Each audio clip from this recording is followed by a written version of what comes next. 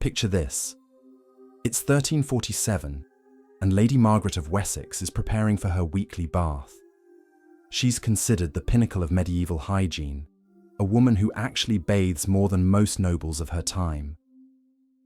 The wooden tub is filled with murky water that's been used by 3 other family members before her.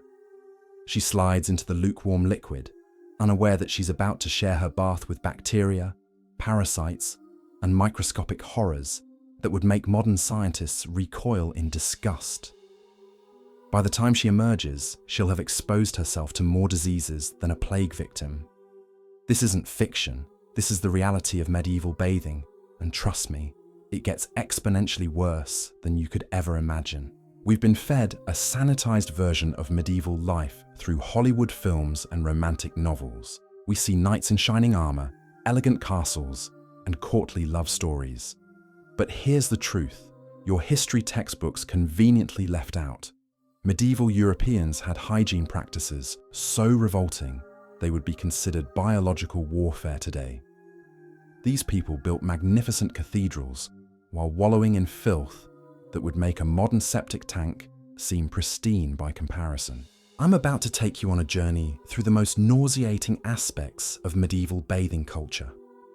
By the end of this video, you'll understand why medieval physicians recommended bathing only twice a year, why sharing bathwater with your entire family was considered normal, and why being wealthy didn't save you from sitting in a soup of human secretions and waste. Fair warning, you might want to pause that snack you're eating. Let's start with the most basic question. How often did medieval people actually bathe? The answer will shock you. Most peasants bathed perhaps 4 times per year if they were lucky. The wealthy might indulge in monthly baths during warmer seasons. But here's the kicker. Even when they did bathe, the process was so fundamentally flawed that they often emerged dirtier than when they started. Medieval bathing wasn't a private affair. Privacy was a luxury that simply didn't exist for most people. Picture a large wooden tub, often shared by an entire household. The head of the family would bathe first, followed by other family members in order of social importance. By the time the children got their turn, the water resembled a thick grey soup of human debris. The phrase, "don't throw the baby out with the bathwater," literally came from this practice, because the water was so murky that infants could disappear beneath the surface. But the sharing wasn't limited to families. In medieval towns, public bathhouses operated with a business model that would horrify modern health inspectors. A single tub of water would serve dozens of customers throughout the day. The water was never changed between users, only occasionally topped off with fresh water when the level got too low. Imagine soaking in the accumulated filth, sweat, and bodily fluids of 30 strangers who came before you. This wasn't considered disgusting, it was considered economical. The water itself was a biological nightmare. Medieval towns lacked proper sewage systems, so water sources were consistently contaminated. Wells were often located dangerously close to waste pits, allowing human excrement to seep directly into the water supply. The very water used for bathing was teeming with bacteria, parasites, and diseases that could kill you within days. Medieval soap, when it existed at all, was nothing like what we know today. Most people used a mixture of animal fat, wood ash, and whatever herbs they could find. This concoction was so harsh it would literally strip skin from your body if used too frequently. The wealthy might afford imported soap made from olive oil, but even this luxury product was often contaminated during transport and storage. Most people simply scrubbed themselves with coarse cloths or bundles of twigs, essentially performing medieval exfoliation that left their skin raw and bleeding. The bathing vessels themselves were harbors for bacteria and disease. Wooden tubs were impossible to properly sanitize, developing permanent stains and odors that no amount of scrubbing could remove. These tubs would crack and splinter over time, creating perfect breeding grounds for microorganisms.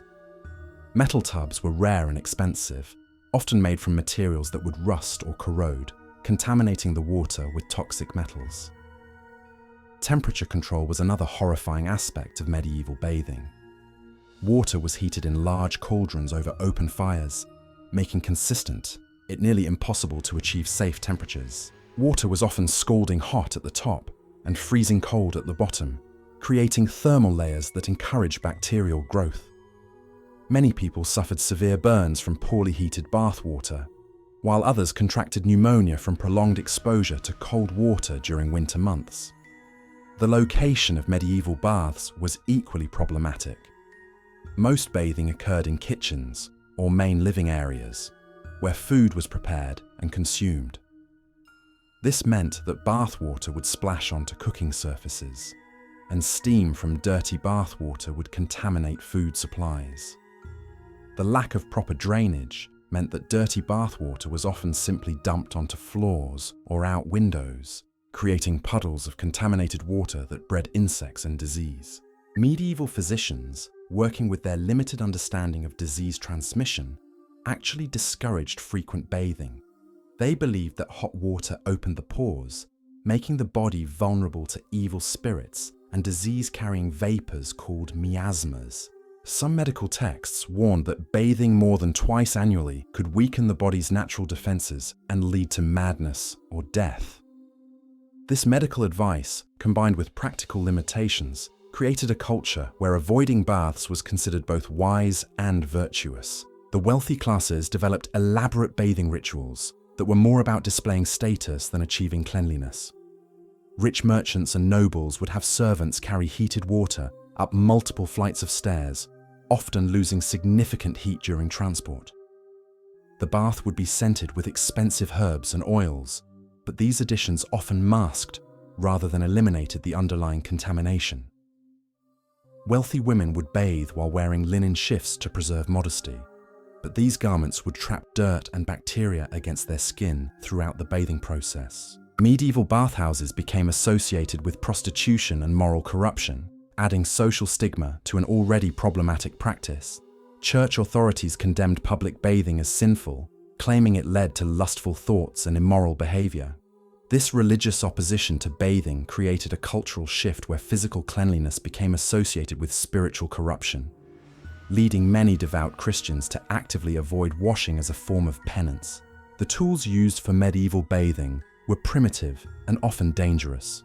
Scrubbing implements made from rough animal hair or bundled twigs would tear at skin, creating open wounds that invited infection. Pumice stones were used to remove dead skin, but often removed living tissue as well. The wealthy might use imported sponges, but these natural sponges were never properly sanitized and became permanent homes for bacteria and parasites. Drying after a medieval bath was another hazardous process. Clean towels were luxury items that most people couldn't afford. Instead, bathers would use whatever cloth was available, often the same garments they had worn while dirty. This practice immediately recontaminated their supposedly clean bodies with all the dirt and bacteria they had just attempted to remove. The aftermath of medieval bathing was where the real horror began. The contaminated bathwater had to go somewhere, and medieval waste management was virtually non-existent. Most bathwater was simply dumped into streets or courtyards, creating breeding grounds for disease-carrying insects and contaminating local water supplies. This practice spread illness throughout entire communities, making bathing a public health hazard rather than a personal hygiene practice.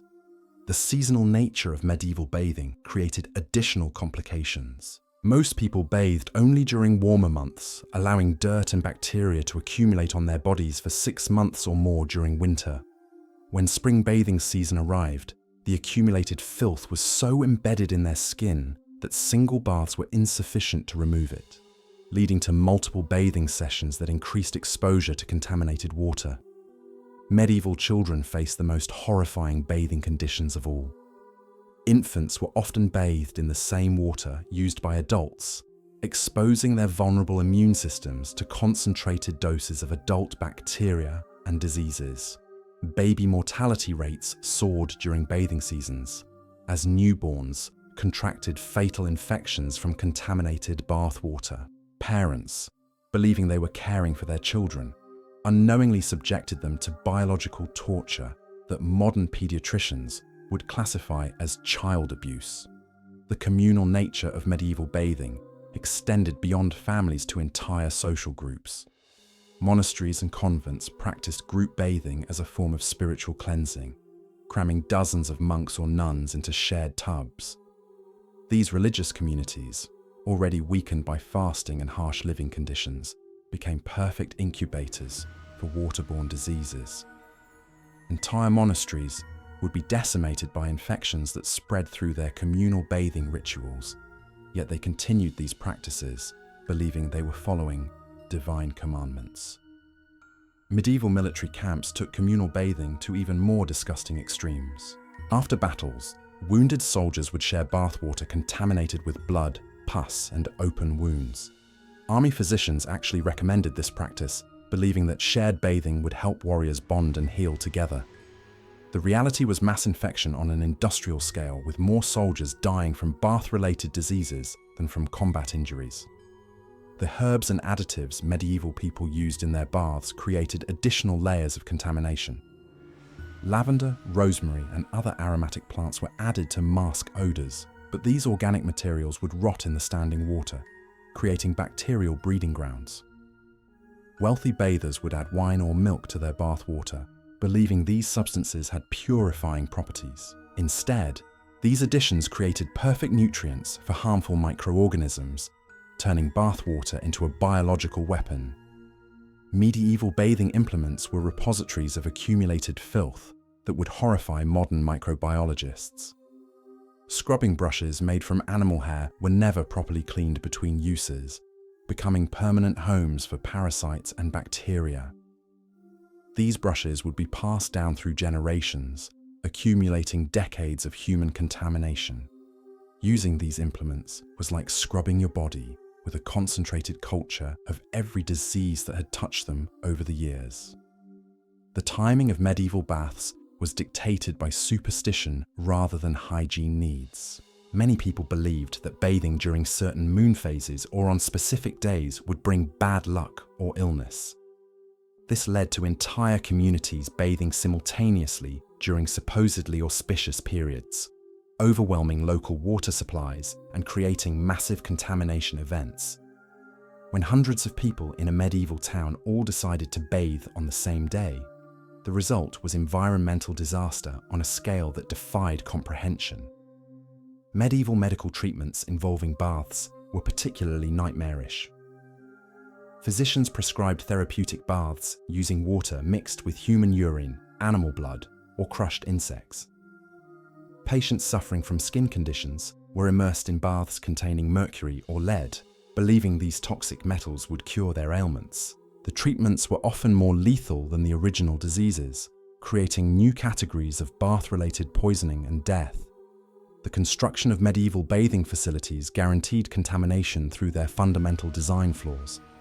Drainage systems, when they existed at all, were crude channels that allowed wastewater to pool and stagnate around bathing areas. These puddles became breeding grounds for disease-carrying insects and created permanent wet zones where dangerous bacteria could thrive indefinitely. The very architecture of medieval baths was engineered to maximize disease transmission. Women faced unique horrors during medieval bathing due to societal restrictions and medical misconceptions.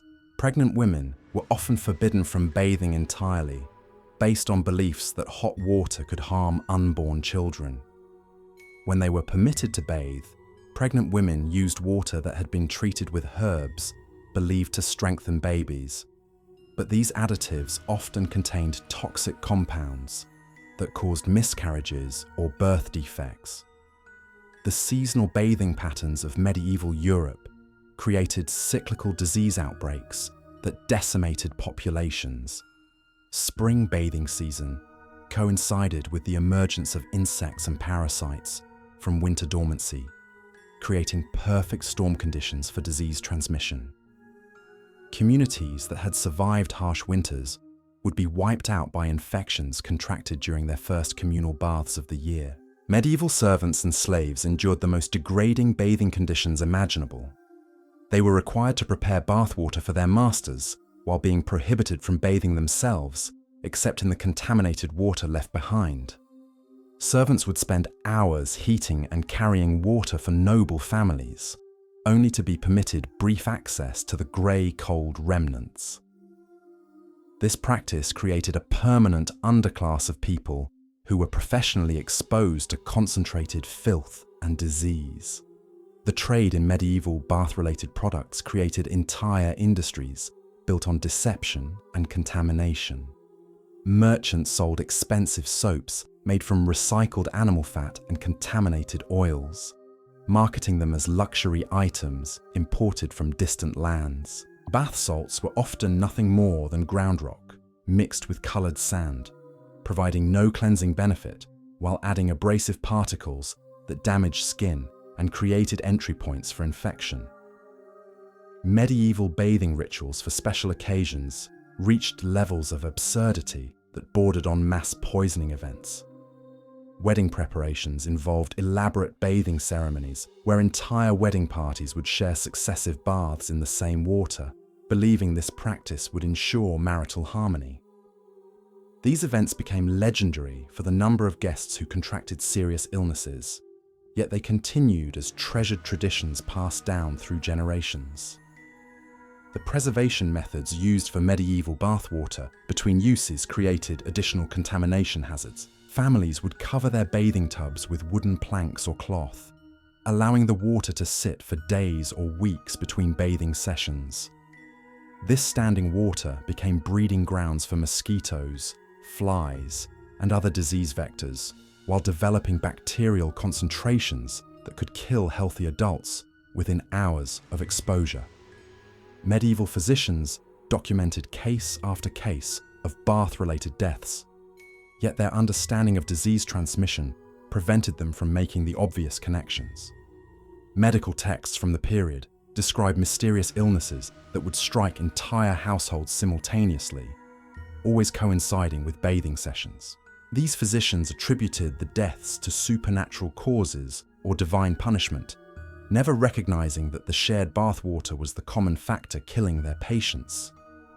The medieval belief system around bathing created a perfect storm of ignorance and contamination that persisted for centuries. Religious authorities promoted the idea that physical suffering, including the discomfort of filth, was spiritually beneficial. This theological framework made cleanliness seem not just unnecessary, but actively harmful to spiritual development, creating a culture where voluntary exposure to contaminated bathwater was considered a pathway to divine grace. When we examine the archaeological evidence from medieval sites, the full horror of their bathing practices becomes undeniable. Excavated bathhouses reveal layers of accumulated human waste, parasitic remains, and bacterial deposits that paint a picture of sustained biological warfare against entire populations. These people weren't just dirty, they were actively poisoning themselves through practices they believed promoted health and cleanliness. The economic systems surrounding medieval bathing created perverse incentives that prioritized profit over human survival. Bathhouse operators discovered they could maximize earnings by cramming as many customers as possible into each tub of water. Records from medieval London show that successful bathhouses processed over 100 customers daily using just 3 or 4 tubs. The water became so thick with human debris that operators would skim the surface with ladles to remove the most obvious chunks of floating matter before admitting the next batch of unsuspecting customers. Professional bath attendants developed specialized tools that would make modern torture devices seem merciful by comparison. They used metal scrapers with serrated edges to remove accumulated dirt from customers' skin, often scraping so aggressively that they drew blood. These bloodied tools were then used on subsequent customers without any cleaning, creating direct blood-to-blood transmission pathways for every disease imaginable. The attendants themselves developed permanent respiratory problems from inhaling the toxic vapors that rose from the contaminated water. Yet they continued these practices because alternative employment was virtually non-existent. Medieval bathwater additives created chemical cocktails that would violate every modern safety regulation. Wealthy customers demanded exotic ingredients to enhance their bathing experience, leading bathhouse operators to experiment with increasingly dangerous combinations. Quicklime was added to create bubbling effects, burning customers' skin while creating clouds of caustic steam. Sulfur compounds were mixed in to treat skin conditions, producing toxic gases that caused respiratory damage and neurological symptoms. Mercury was dissolved into bath water as a cure for various ailments, creating mercury poisoning on an industrial scale. No, the textile industry's relationship with medieval bathing created additional layers of contamination that extended far beyond the bathhouse itself. Used bathwater was sold to cloth dyers who believed the accumulated human oils would help fabrics absorb colors more effectively. This practice meant that medieval clothing was literally dyed in human waste and bodily secretions. When people wore these garments, they were essentially wrapping themselves in concentrated biological hazards that had been extracted from dozens of previous bathers. Medieval travelers faced the most horrifying bathing conditions of all when staying at roadside inns. These establishments operated on razor-thin margins and viewed bathwater as an expensive commodity to be conserved at all costs. A single tub of water might serve guests for an entire week, becoming so contaminated that it resembled sewage more than water. Travelers who insisted on bathing were often charged premium rates for the privilege of soaking in liquid that had been used by countless strangers carrying diseases from across the known world. The medical establishment's understanding of bath-related illnesses was so fundamentally flawed that their treatments often accelerated death rather than preventing it. When patients developed fever after bathing, physicians would prescribe additional hot baths to sweat out the evil humors. This practice would dehydrate already sick patients while exposing them to additional contamination. Medieval medical texts describe treatment regimens involving daily baths for seriously ill patients, creating death spirals where the cure became exponentially more dangerous than the original disease. Seasonal variations in medieval bathing practices created predictable cycles of mass mortality that decimated entire regions. Spring bathing season coincided with the melting of winter waste deposits, contaminating water sources just as communities emerged from months of accumulated filth. The combination of weakened immune systems from winter malnutrition and massive contamination events from spring bathing created perfect conditions for epidemic disease outbreaks that would sweep across Europe with devastating regularity. The social pressure to participate in communal bathing created situations where refusing to bathe was considered more dangerous than exposure to contaminated water. Medieval communities would ostracize individuals who avoided group bathing sessions, viewing such behavior as antisocial or heretical. This social coercion forced even the most hygiene-conscious individuals to expose themselves to biological hazards in order to maintain their standing within their communities. People literally death over social chose potential rejection. Medieval children's bathing practices were designed with such fundamental ignorance of human biology that they functioned as systematic child abuse. Infants were immersed in scalding water based on beliefs that heat would strengthen their constitution, causing severe burns and shock that killed thousands of babies annually. Older children were forced to share bathwater with sick family members as a way of building immunity, instead creating concentrated exposure to lethal pathogens. Parents who thought they were protecting their children were unknowingly subjecting them to biological warfare. The preservation techniques used for medieval bath implements guaranteed that every bathing session would be more contaminated than the last. Wooden scrubbing tools were stored in damp conditions that encouraged bacterial growth, while metal implements were left to rust in pools of stagnant water. These tools accumulated layers of biological contamination over months or years of use, becoming concentrated repositories of every disease that had ever touched them. Using medieval bathing implements was like injecting yourself with a cocktail of historical plagues. Religious bathing rituals took medieval contamination to spiritual extremes that defied rational comprehension. Pilgrims would bathe in holy springs that had been contaminated by thousands of previous visitors, believing that shared sacred water would multiply their spiritual benefits. These religious bathing sites became legendary disease transmission hubs, where entire pilgrim groups would contract fatal illnesses within days of their spiritual cleansing. The more people who had used the holy water before them, the more spiritually powerful pilgrims believed their bathing experience would be. Medieval military hygiene created contamination scenarios that turned army camps into biological weapons laboratories. Soldiers would share bathing water contaminated with battlefield wounds, creating direct pathways for transmitting every infection present in the army. Camp followers and prostitutes would use the same contaminated water as wounded soldiers, then spread diseases to civilian populations in every town the army visited. Military campaigns became mobile plague distribution systems that spread contamination across entire continents.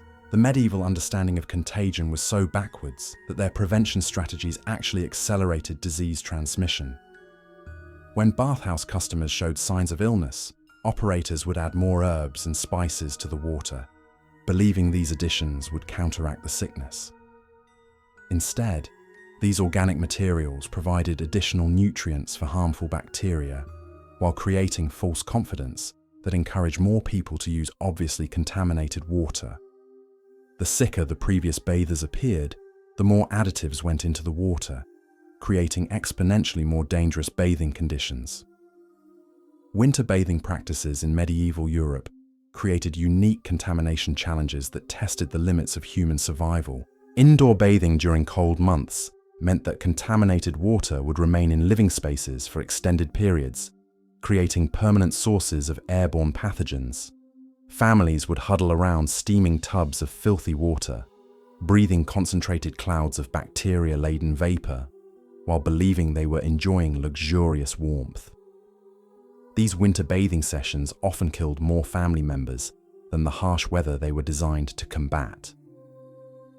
The construction materials used in medieval bathing facilities were specifically chosen for their ability to retain moisture and organic matter, creating permanent breeding grounds for dangerous microorganisms. Wooden tubs were lined with animal hides that would never fully dry, maintaining perfect conditions for bacterial growth between bathing sessions. Stone bathhouses were built with porous materials that absorbed contaminated water into their very structure, making the buildings themselves repositories of accumulated disease that would contaminate fresh water simply through contact with the walls. Medieval trade routes spread bath-related contamination across vast distances as merchants carried infected bathing implements and contaminated soaps from city to city. A single contaminated sponge could carry diseases from London to Constantinople, spreading local infections across international boundaries through commercial bathing networks. Luxury bathing products became vectors for exotic diseases as wealthy customers unknowingly imported foreign pathogens along with their expensive soaps and oils. The medieval legal system actually protected bathhouse operators from liability for deaths caused by their contaminated facilities, creating legal frameworks that incentivized negligence and contamination. Court records show that bathhouse-related deaths were consistently blamed on divine will or customer misconduct rather than unsafe operating conditions. This legal immunity allowed bathhouse operators to maximize profits by minimizing safety measures, knowing they would face no consequences when customers died from exposure to their contaminated facilities. Professional medieval bath attendants developed specialized techniques for hiding obvious signs of contamination from customers, mastering the art of making lethal water appear clean and inviting. They would skim floating debris from the surface while leaving dissolved contamination intact, creating the illusion of cleanliness that encouraged customer confidence. Colored cloths were draped around tubs to hide discoloration, while strong perfumes masked the smell of decomposition. These deception techniques were passed down through generations of bathhouse workers, creating professional traditions built on concealing biological hazards. The seasonal migration patterns of medieval populations created mobile contamination events that spread bath-related diseases across enormous geographical areas. Entire communities would travel to religious festivals or market fairs, using the same contaminated bathing facilities as thousands of visitors from distant regions. These gatherings became mixing bowls for diseases from across the known world, with participants returning to their home communities carrying new infections that would devastate local populations. Medieval festivals were essentially biological warfare conferences disguised as cultural celebrations. The archaeological evidence from medieval bathhouse sites reveals contamination levels so extreme that modern scientists require protective equipment just to study the remains.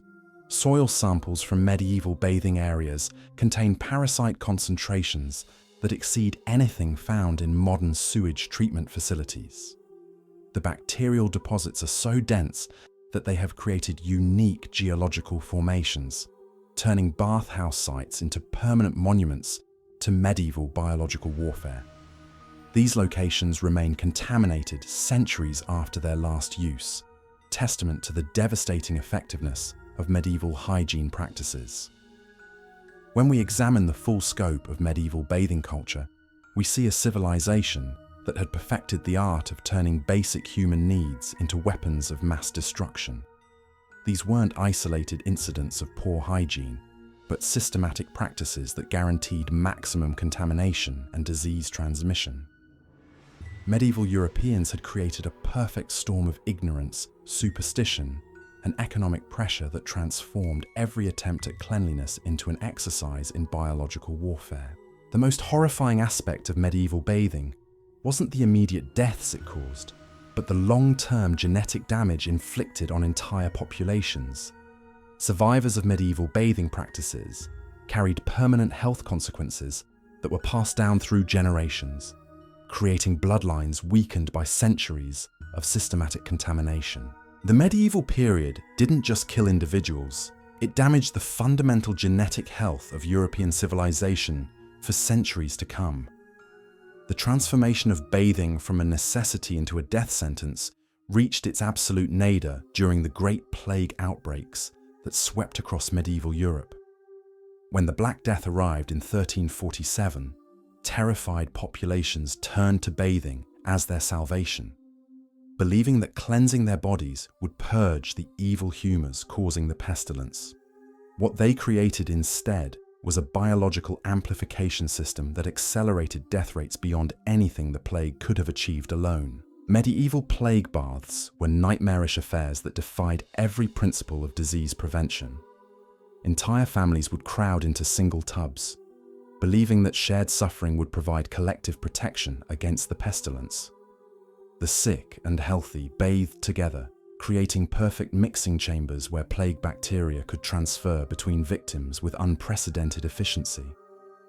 These desperate cleansing rituals transformed individual infections into household annihilation events. The water used for plague baths came from sources already contaminated by corpses and waste from overwhelmed cities. Wells were polluted with decomposing bodies, rivers carried the runoff from mass graves, and rainwater collected plague-infected debris from rooftops and streets. Medieval people were essentially bathing in liquid death, yet they continued these practices because their physicians prescribed intensive cleansing as the primary defense against plague transmission. Plague bath additives reached levels of toxicity that would have been lethal even without the underlying bacterial contamination. Desperate families would add crushed mercury, powdered lead, and dissolved silver to their bath water, believing these metals would drive out plague demons.